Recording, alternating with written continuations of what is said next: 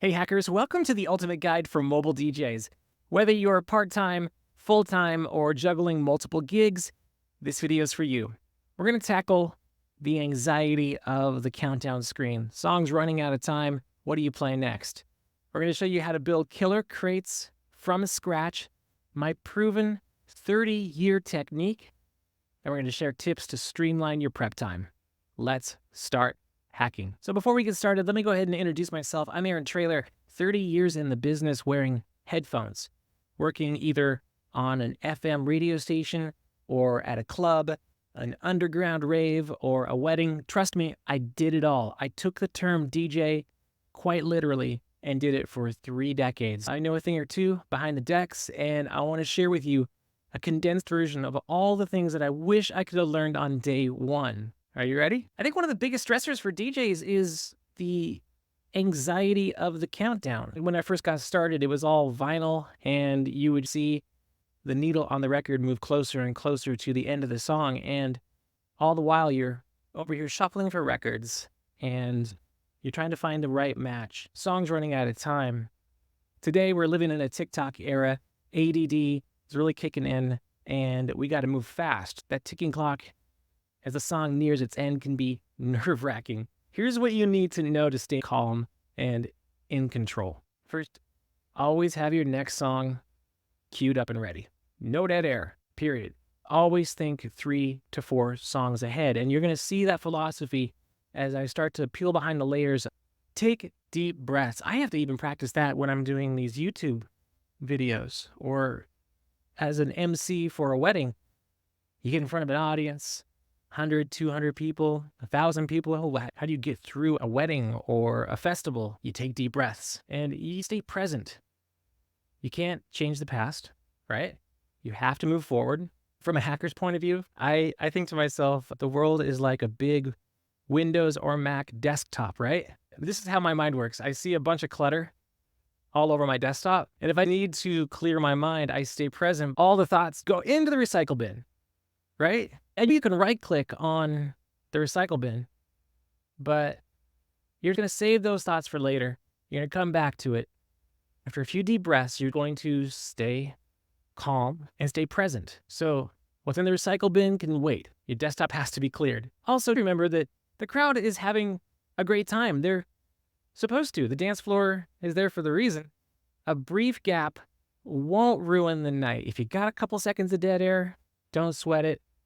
But again, if you have that next song always queued up, that will eliminate one way to get too anxious behind the decks. So let's start building crates. This is the backbone of your set. We're going to help you navigate through any event seamlessly. I'm actually going to sit down and get started here. We'll share our screen. This is going to be one of those sit down videos because I got a lot of knowledge up here to share with you. So let's pretend today that we're going to build our crates from scratch. We'd start by categorizing our music into broad genres: pop, rock, dance, hip-hop, and etc. Where do you even begin? Let's say maybe you cracked open a laptop for the first time. You're like, okay, I want to set aside some crates, some brand new crates. I want nothing but hits in every single one of these crates. How can I approach this in an efficient way? Again, this is for that mobile DJ. This is for that one who's working part-time, full-time. There's a lot of our hackers who maybe work a full-time job and part-time DJ, so they can't always do the research. They can't always keep up with everything. Spotify uploads 500,000 songs per day. That's insane, and it's continuing to grow with the use of AI and such, and with how easier it is to produce. So if I were to start by categorizing my music into broad genres like pop, rock, dance, hip-hop, where would I start? So visualize in your head, and we'll go ahead and put this on the screen right now, an empty crate.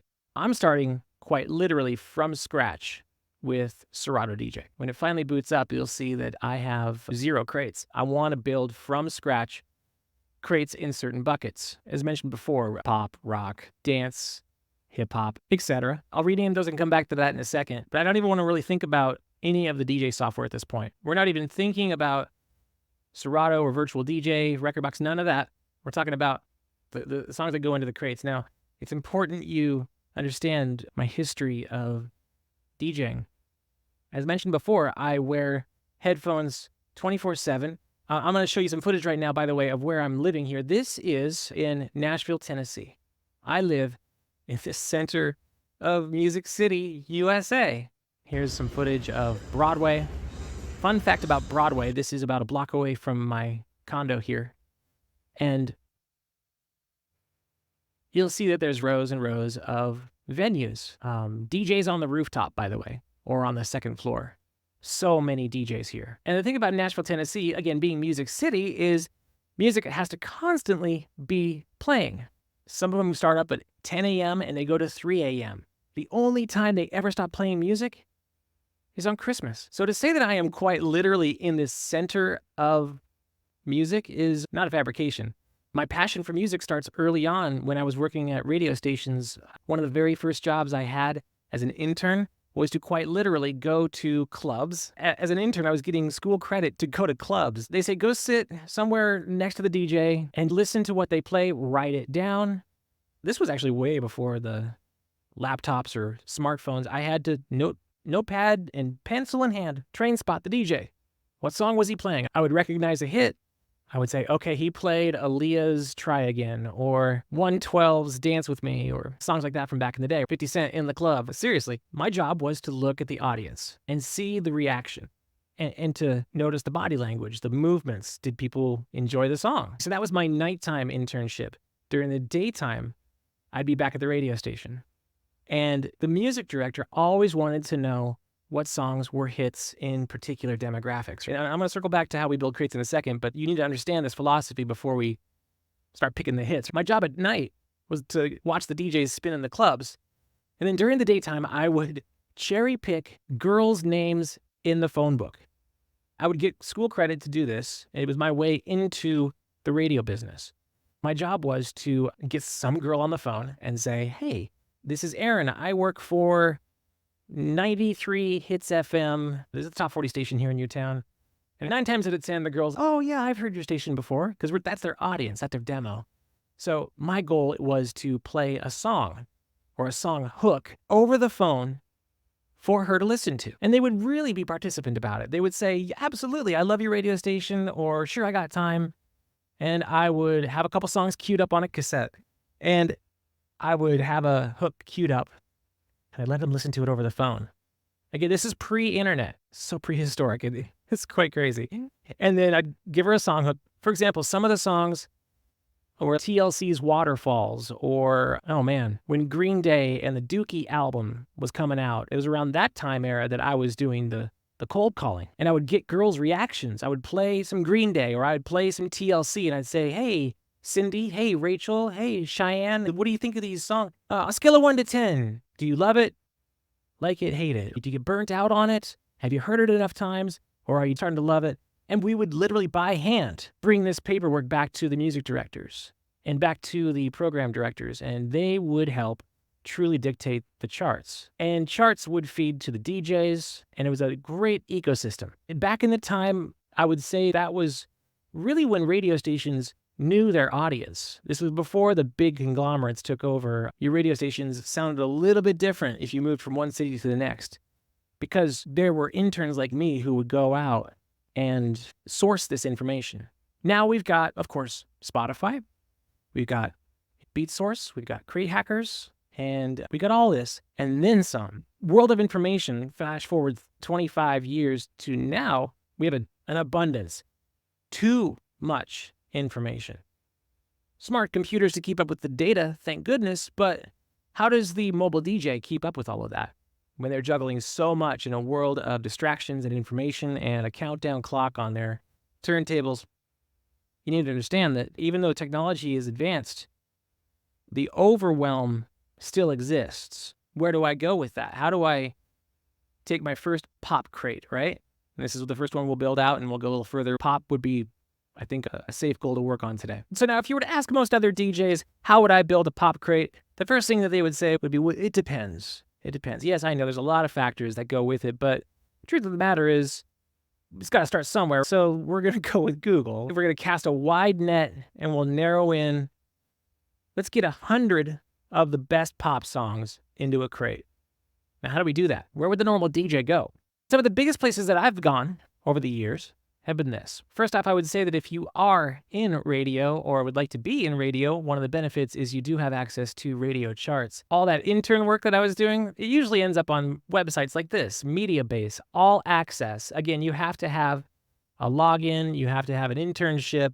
Behind this door lies all the data that these conglomerates are publicly sharing. There's so much gold inside Mediabase and all access charts that, boy, I'm too afraid to even give a screenshot of the current charts because of the value it's given. But it's taken things like phone call outsourcing, club spins, Spotify spins, TikTok influence, all that, and they give it to you right there. It's too good.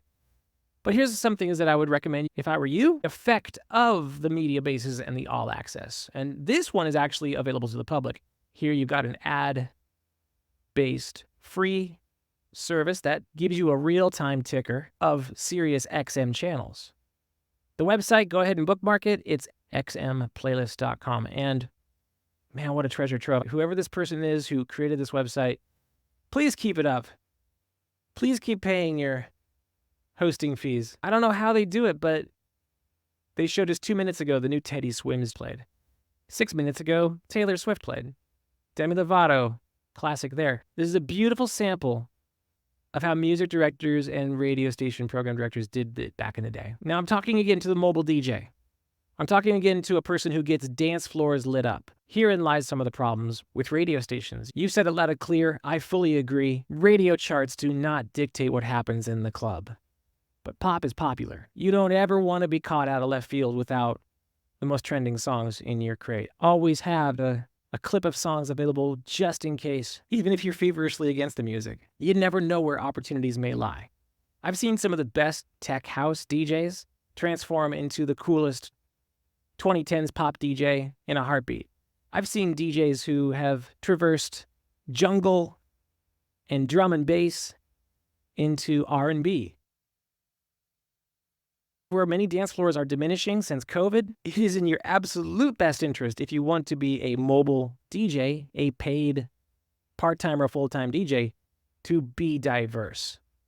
But to also realize that, again, radio station charts do not dictate what happens in the club or on a wedding dance floor, at a corporate event. This is where experience and instinct come into play. There are some ways around this, however, that can make it a little bit easier. I'm going to go ahead and whip up the Crate Hackers desktop software really quick here. Okay, so we saw, what was that song? Espresso. Everybody knows the song Espresso, but how is it actually doing with all things considered? I'll show you what I mean by that. Do a search in the Crate Hackers desktop app, and it's safe to say that you could probably keep that song in your rotation quite easily. Why? Because popularity is a score that measures tons of metrics from the streaming data, and that is, of course, a factor that could get a song put on a radio station, but is it danceable enough? Does it actually give you that feeling of dancing? Some popular songs do not, so we've baked in things like danceability, mood, and energy. Scale of 1 to 100. How danceable is it? 70. It's got a mood of 69. If you could, try to keep your music above 30%. Otherwise, it sounds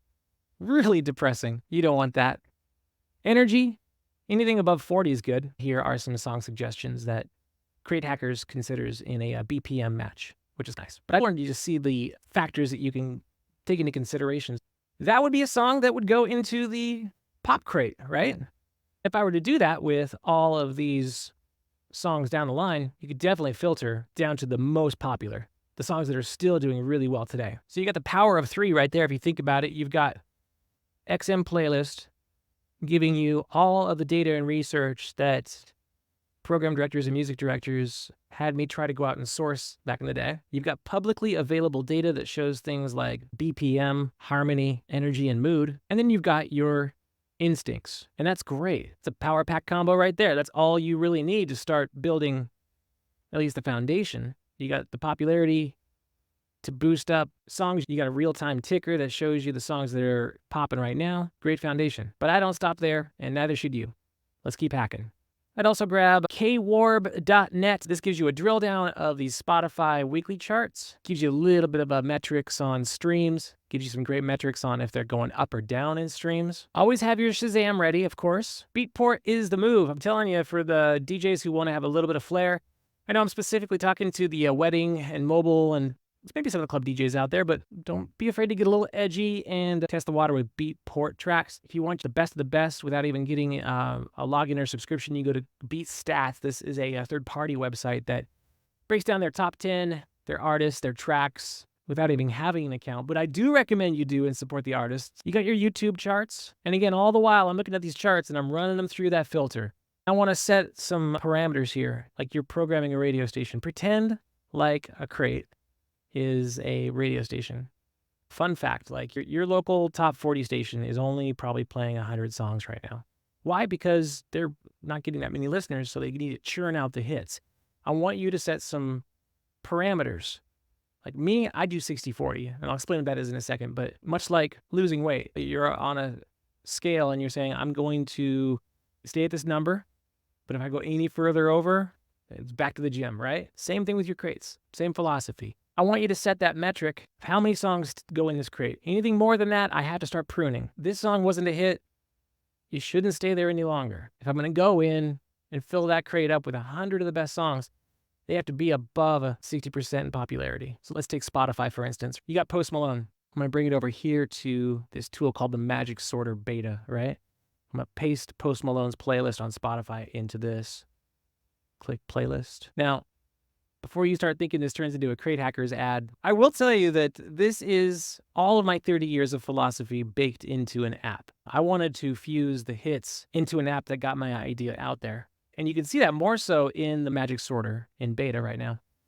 The metrics I was talking earlier about, popularity, 40, 60-40. Now, of all the songs in the playlist, only 2 songs made the cut in my 60-40, right? Congratulations, Jackie Chan, right? What was its energy? I'm helping you filter down to the best. I'm giving you these advanced sorting algorithms to see which songs are actually hits in practically any playlist available. Let's just quickly, out of curiosity, see his most popular song. Let's crank it up to 100. Go back down. Currently, sitting around 90%. I had some help from Post Malone during the time of filming this video. That's the biggest song, followed by his track with Taylor Swift, Fortnite, with a popularity score of 90. By just doing that alone, I've helped narrow down quite significantly that 500,000 songs per day overload that Spotify's given us. Everything is subjective, right? Certain people have certain different tastes. You might be rolling your eyes the entire time through this video, but you gotta give credit to where credit's due. These are these certified hits, regardless of anyone's opinion. You can say as many conspiracy theories as you want about the industry, about how songs are being influenced up or down the charts, but when you combine all of that data, the Billboard with the TikToks, with the Spotifys, along with other DJs' expert opinions, let's cut straight to it. The biggest hack on this video today is clicking through the charts in Crate Hackers. And from here, you're going to see the songs that are currently making the cut. Screenshot this right now. Month of July, 2024. These are the biggest songs that you could put into your pop crate today. It's been run through the process of 60-40. It's been handcrafted by expert curators at that point, tested in the club, at weddings, dance floors, Latin parties, anything that is considered popular at the moment would go into the pop current. You can export it back to your own Spotify, or you could save to My Crates and have some real fun by exporting it straight into Serato with one click. Today, my goal is to build crates and reduce anxiety. Countdown clock be damned. Okay, so we talked about building the crates, pop, rock, dance, hip hop. You would basically take the same philosophy of pop and mash that with all the genres. Everything you saw me do a few minutes back, do the same for all the others, the genres you want to master, that is. Then it's time to create sub-crates for the specific moods or themes. Where do you want to go now? You want to be romantic? You want to be high energy? Do we need some dinner music? Rinse and repeat. Now, how often should you do this? I would say if it's popular, if it's a pop crate, for example, I try to update mine once a month. Hip hop tends to move a little faster, so maybe once every 3 weeks. Be scrutinous when it comes to the graduation process of a song. If that song is such a banger and you're at 100 songs in your crate, which one's got to go? One of them's got to go for that new one to come in. You need to have that little battle with yourself, but do it on a rotational schedule. Monthly, bi-weekly, if you're doing clubs.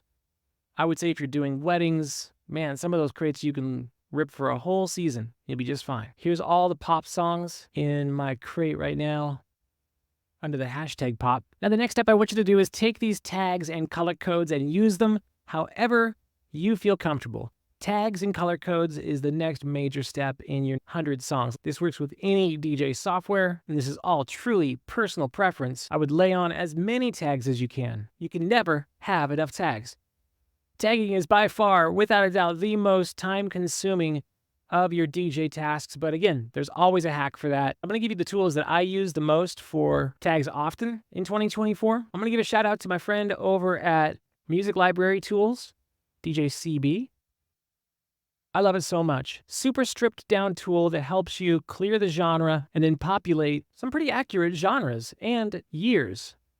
I would say the genres work better than the years because sometimes it's difficult when you remaster a song or a track is re-released for a soundtrack. Tagging years has always proven to be difficult, but so far this tool from my boy CB, pretty cheap too, I think. Bear in mind, always keep a backup. Always keep a backup before you do any of this stuff, by the way. So that's a quick and dirty way to get some tagging, like what I had. I personally use the hashtag method. I always hashtag everything, regardless of genre. The reason why, because I could quickly call it. Hashtag P is quickly going to pull up all the pop songs. Hashtag E is going to quickly pull up the EDM tracks, right? So anyway, again, it's all personal preference in how you do it. But you can never have enough tags, which leads me to my other tool that I recommended. Mixed Key can take any song. Let me see if I can do it in front of you like this. So you can take this track from Troye Sivan. It's processing, and then it's going to give you all of these really accurate key results. Here's that energy we were talking about, right? Rather than hand feed data like that, you got it written to the MP3 itself. And keep in mind, that's going to read the instructions before you get too crazy with it, right? I don't want to see any comments in my YouTube channel saying, Aaron, you screwed up my library. They write tags for you, so be warned. Have a column ready for that. Backup, backup, backup. I do want to take a moment and say, when it comes to cue points, my method would be the ABCD method. The ABCD method. That's always be queuing, damn it. Does Q start with a C? Anyway, ABCD. Always be queuing, damn it. No, honestly, here, let me pull up Can't Feel My Face by The Weeknd. We got A, B, C, D. But if I'm going to do it raw and dirty, ABCD. A, beginning of the song.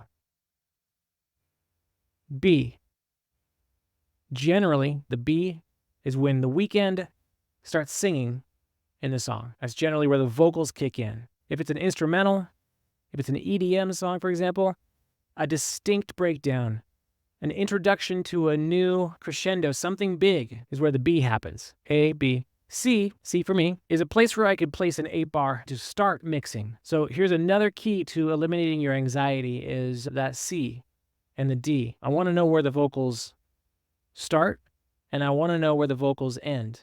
I want to talk specifically to the DJs out there who think that it is cool to lay on vocals over vocals. Some of you think that's okay. I'm here to tell you, it hurts the ears. The mind cannot process two voices going on at once. Unless you can't distinguish one from the other, but you really genuinely cannot. Don't do it. Prove me wrong in the comments, but the C is an 8-bar before the end of that person singing. When The Weeknd ends up with the final note of his voice at the end of Can't Feel My Face, that's certainly where the instrumental kicks in. Generally, if you're working with record pools, that's an 8-bar out. If you're working with mix show edits, this late night record pool edit, for example, they give you plenty of breathing room. The A, B is generally an 8-bar, 8-bar being 32 beats, but I'm setting my C 32 beats before the instrumental. Weeknd's got 32 beats, an 8-bar left of singing. The D is an emergency loop. I rarely use it. It's always there for trickery or echoing or flanging. I have so much freedom with the D. When you've got just the instrumental and no vocals, nothing but the Can't Feel My Face instrumental, that's where you can have some fun. That's where I allow you to let things clash a little bit. Just don't let the vocals clash. So you got 32 beats before The Weeknd wraps up. Then you have all the flexibility you can do with D on, okay? A, B, C, D, always be queuing. Damn it. Sometimes I sound like a broken record, but just trying to hammer home some advice that I've learned over the 30 years. Have we covered everything? Let's see. Well, let me inject this before I get to our next point. Invest time in organizing your existing library. remove those duplicates, correct that metadata, ensure all the tracks are properly labeled. Tag. Tell me how your progress is in the comments. How many songs have you tagged? If you could do 50 a day, you could get it done pretty quickly. Use playlists from previously successful gigs as well. Let me give you an example of that. Every DJ software has it, a histories column. And if you remember having a really good time that night and you looked out into your audience and you saw they were vibing along to a certain point in time, rewind it. Go find those songs that mix so well together, the tracks that blended perfectly. Your history is always a reflection of your brand. That's also a way to review and reflect. Another great piece of advice that was given to me, Jason Janai said in his YouTube channel, Mobile DJ out of New Jersey, if you're ever going to migrate from one laptop to another, simply take the last 2 years of what you've done with your history and migrate that over, because if anything, if you're going to lose any of the songs, at least it won't be as painful because you have 2 years that can get you through this migration period. He also goes on to mention that tagging as well eases that migration pressure. It's really important you watch that video because he goes on a deeper dive on what you do if you're migrating from one laptop to another. Tagging and history play a big part in that. So tag. All right, hold on. Let me stand up here. Whew. You're behind the decks. You're playing. You're performing. You're in the zone, you got your crates, everything's tagged. Requests. How do you handle them? So much great advice out there. I'm not going to be an expert in that, but I would say be prepared. If you want to stay in the mix, if somebody throws you a request, consider it challenge accepted. I always think to myself, I'm on a game court and someone throws me a request, challenge accepted. I'm in. How can I make that work? And you're thinking like a scientific calculator at that point. One app I would recommend, go to Request Now. This allows people to text to the DJ booth. You've seen those kind of features before. They were really hot during the pandemic when DJs were keeping the social distancing going. You could text to the DJ booth. Request Now allows feedback and crowd requests and be able to incorporate and to have a dynamic and more responsive set. I think that's really what I'm trying to focus on is dynamic and responsive, being able to adapt fast with minimal anxiety. Prep time, that can be a huge time sink. Here's how to make it more efficient. Create a checklist for your equipment and music prep. Stick to it religiously. Ensure nothing is forgotten. Set aside a specific time each week for the music updates. You don't have to be monthly or bi-weekly like I am.